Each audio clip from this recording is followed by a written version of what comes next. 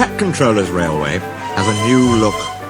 From end to end, they're clearing old ballast from the track and packing the sleepers with fresh stones. The gangers are pleased. Even James has stopped grumbling about dirty sidings. Douglas and Donald disappeared regularly behind the big station, along a line on which none of the others had ever gone.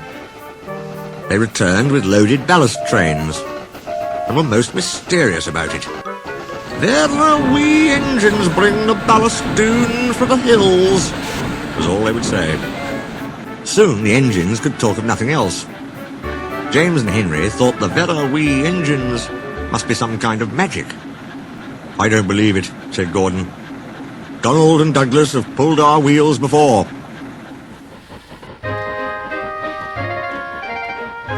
But Duck wanted to see for himself, so he asked permission to take some trucks.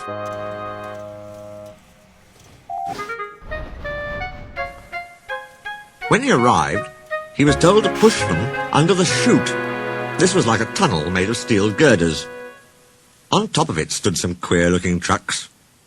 "What do you think of our chute?" said a voice. "Good, isn't it?" Duck blinked. Standing beside him was a small green engine. "Where did you spring from?" asked Duck. "I've been here all the time," smiled the small engine. "I'm Rex, and you, I'm sure, are Duck." "How did you know?" "That's easy.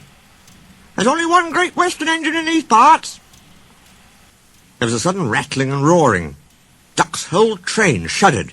What was that?" he asked, startled. "That was our chute. The bottoms of these wagons slide out, and the stones fall through the chute into your trucks. We may be small, but we're quite efficient." Duck puffed away, much impressed.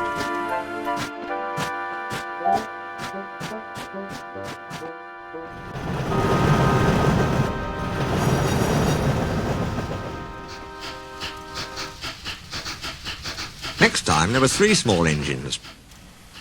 Rex introduced Duck to Bert and Mike. "As you can see," he went on, "the small controllers given us different coats." "Silly nonsense," grumbled Mike. "I like being blue," protested Bert.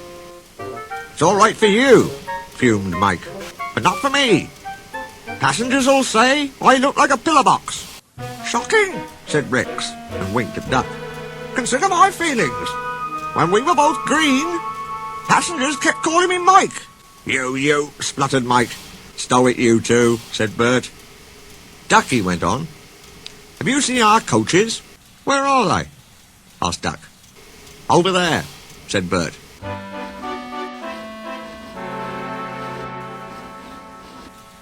"But they're not like ours," he finished lamely. Rex smiled. "I agree. They are like trucks. But they behave surprisingly well." "Says you," put in Mike rudely. "They're all right," said Bert, "if you treat 'em right. Besides, passengers like 'em. They won't use cupboards on a fine day.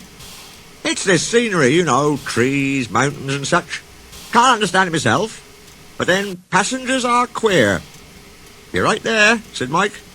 "Give me goods trains every time." "Do you, like trucks?" Duck was surprised. "Not all of 'em," smiled Mike. "But our big ballast hoppers are different. They run on bogies as sweetly as any coach. We take 'em to the old mines, fill 'em up, and run 'em down here to the chute. The men pull some levers and the whole lot's unloaded before you can say small controller. No trouble at all." "How about hot axle boxes?"